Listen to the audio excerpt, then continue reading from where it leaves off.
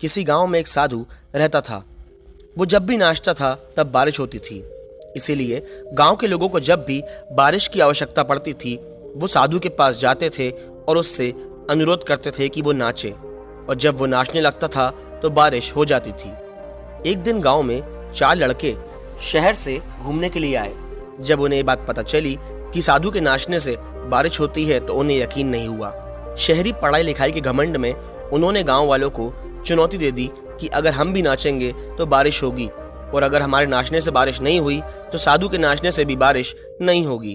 अगले ही दिन सुबह सुबह गांव वाले उन 4 लड़कों को लेकर साधु की कुटिया के पास पहुंच गए।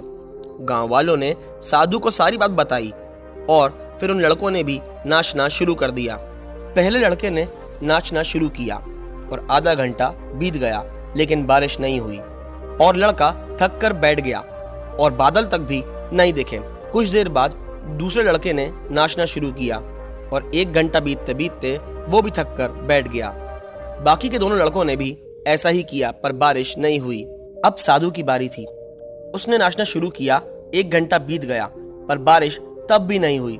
साधु फिर भी रुका नहीं, वो नाचता ही रहा।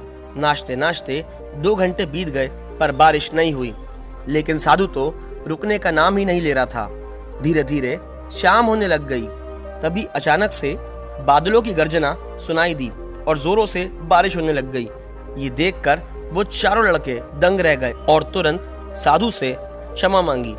फिर 4 लड़कों ने साधु से पूछा, बाबा भला ऐसा कैसे हो सकता है कि हमारे नाचने से बारिश नहीं हुई और आपके नाचने से बारिश हो गई? साधु ने उत्तर दिया, जब मैं नाचता हूँ तो 2 बातों का ध्यान रखता हूँ। पहली बात तो मैं ये सोचता हूँ कि अगर मैं नाचूंगा तो बारिश को होना ही पड़ेगा, और दूसरी ये कि तब तक मैं नाचूंगा जब तक बारिश ना हो जाए।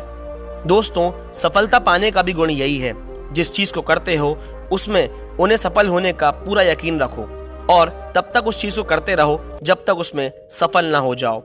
ये छोटी सी कहानी आपके जीवन में थोड़ा सा भी मोटिवेशन लेके आए तो हम ईश्वर को धन्यवाद करेंगे। धन्यवाद।